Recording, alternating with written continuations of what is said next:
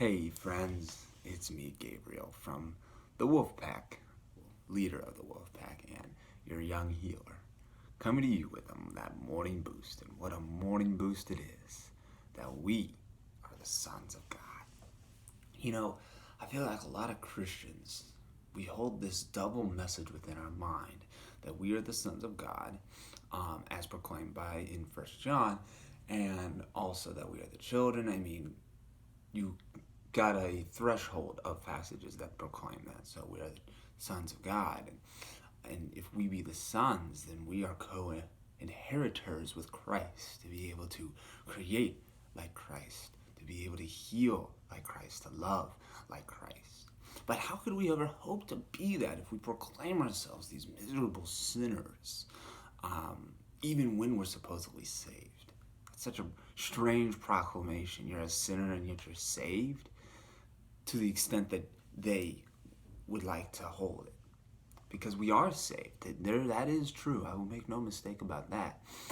But then if we are saved, then we need to proclaim ourselves to a higher standard than some miserable sinner. For a sinner is simply someone who regards his brother, the idea of God, the Son of God, in a false light. A false idea about God's Son is sin. That is what it is. And if that is what it is, then we are all the sons of God. Even the atheist, even the Buddhist, even the Muslim, all of us are the sons of God. Because remember, Paul said that in heaven there will be neither Jew nor Gentile nor any of that, but we'll all just simply be of one family, of one accord. And the Son, the self that God created, that you are, cannot sin. This whole notion, I mean, I don't get where this thinking has come about that, oh, you can be afraid, you can be fearful, and call for the love of God kind of thing. You know, there has to be a certainty.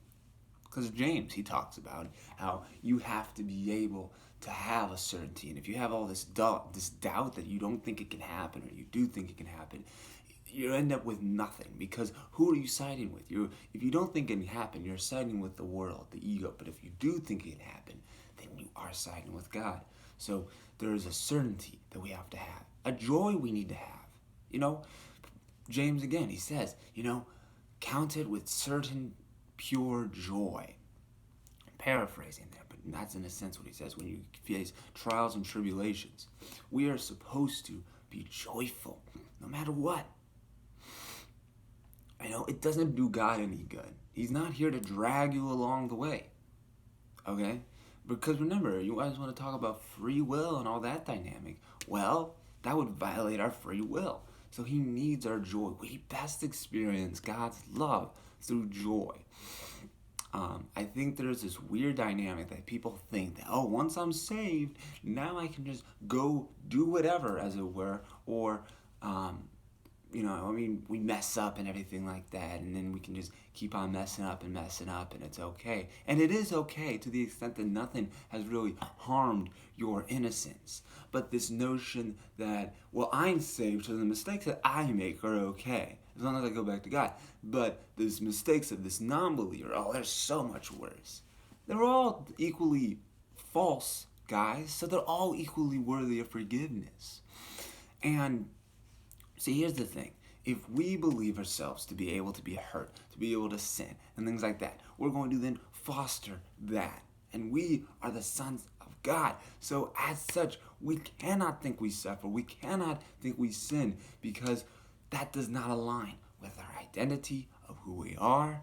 And if that doesn't align with it, then it's not true. It's false. And so, that's it, friends, right there. We are the sons of God. And if we are the sons of God, then we are entitled to, and it is our right and our birthright to be healed, whole, happy, to not suffer, to not sin, to be able to see each other in that pure and holy light that God has always seen for us. Be therefore holy, for I proclaim thee holy, as God has said in Deuteronomy.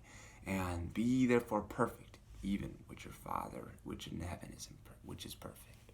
And so that right there, if Jesus proclaimed it to be so for us, we ourselves ever strive to be that way.